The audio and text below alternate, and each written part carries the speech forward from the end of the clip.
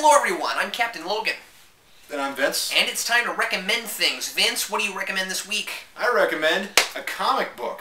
Getting back to the geekier side of things here. The geekier side of life. That's right. I am recommending Love Bunny and Mr. Hell. I'm not kidding you, this exists, for it is in my hand. There's not much of it. It's really thin, it's a quick read, and it's hilarious. It's Devil's Due Publishing. Hilarious. I just love Bunny this to death. Anyway, wow, that hurt. But this stuff's great. It's there's some image stuff in here. There's a crossover between Love Bunny, Mr. Hell, and Savage Dragon, which I believe is the funniest thing in the book, and it's almost the last thing to appear in this book. This is in fact the trade paperback that collects everything prior to 2004, and I don't think anything involving Love Bunny, Mr. Hell was published after 2004. So this is everything. If you can find so this. That's a collection? This is a collection. It's like paper thin. It's tiny. It's ridiculous how small Weird. this is. It's only $10. So how long is each story? Is it like 3 pages long or something? The Savage Dragon thing was the longest thing. I think it's a collection of like little short things. Oh, okay. So. Oh, and it's like really small font. So you see, I was expecting the panels to be bigger. I believe there was only 3 issues that were actually published, maybe even less. But there are some things that were published outside of those issues. I believe there was a comic strip in there. But it's really funny. I'm not a big fan of comedic comic books because they don't make me laugh out loud too greatly much. And a lot of the comedic comic books that I get into, like The Boys, I get into because I think they're interesting more than they are funny. Because The Boys is more grotesque than it is funny. But this thing, I actually laughed out loud. Now, I will say the first 2 pages suck because it's too lowbrow. They went for a quick laugh. I'm not kidding. It says that this woman has irritable bowel syndrome. It never comes back. Don't worry about it. Ignore that page. The first page, okay. The second page, ignore it, and then move on. It's great, though. The rest of this is hilarious. Mr. Hell's like a big dog who has human thoughts. It's really odd. It's really odd, and it's really funny. I'm serious. You guys should check this out. You'll love it. Today I am recommending a science fiction novel called Tomorrow and Tomorrow by Charles Sheffield. This is a really odd book. It's hard science fiction, and Vince, as you know, I don't read hard science fiction because I'm not exactly a science guy.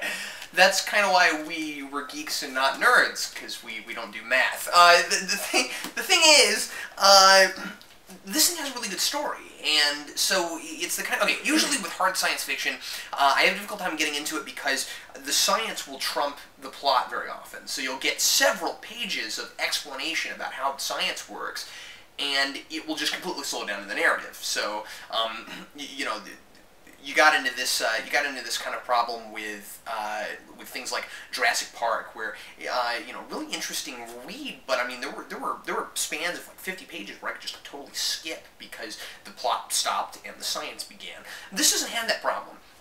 So this is a book about a guy who he's a musician.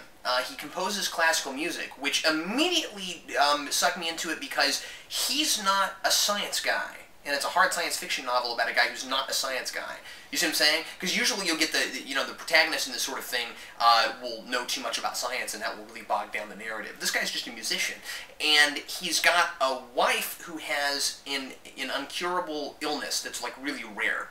And so she is about to die, and there's this form of cryostasis in this world that they're able to do, where they can put her in cryostasis and then just like unthaw her whenever they find a cure for whatever she's got.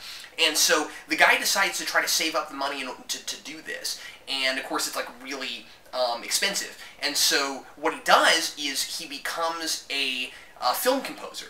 And he makes a bunch of money composing like for like summer blockbusters and stuff.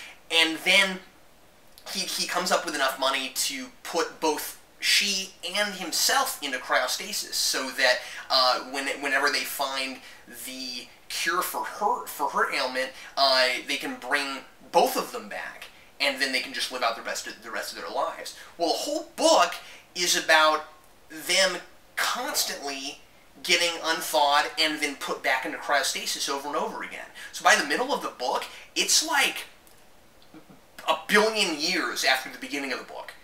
And you see, like, and so it's this crazy futuristic thing where you see how the planet evolves over like millions and millions of years, and at one point it's like robots with human personalities, and there's like not even really humans around anymore, and it gets crazy. Now, having said all that, I've only read half of it. I'm recommending this book. I have read the first half of it twice. I've never been able to get through the rest of it, because there is a point where the narrative shifts away from that story and becomes a lot more about like this weird intergalactic war thing that the main character has to deal with, and I completely lose interest every time I get to that point. But I find the first half absolutely brilliant. Isn't that odd? Next time you start, you should start from the halfway point. I'm thinking about it. I'm thinking that's probably what I'll do. You know, it's funny that... Anyway, I know that was a long explanation for what it was, but...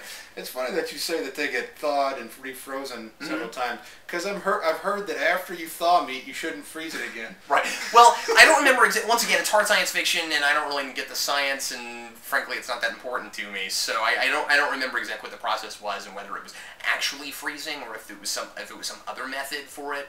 And I don't think it's even technically cryostasis. I think it's kind of something else, but I'm not exactly sure. Science is like magic. It's not important how it works, as long as it can feasibly work and happen. But you know, you can probably jump on Amazon and find this for $1 or $2, and I definitely recommend checking it out, especially if you like hard science fiction, because I mean, if you like regular science fiction, but especially if you like hard science fiction, because it's also just a good narrative, at least until you get to that halfway point, or at least that's where it lost me. Well, thanks a lot for watching us recommend things. I'm Captain Logan. I'm Vince. And we'll recommend something again for you next time.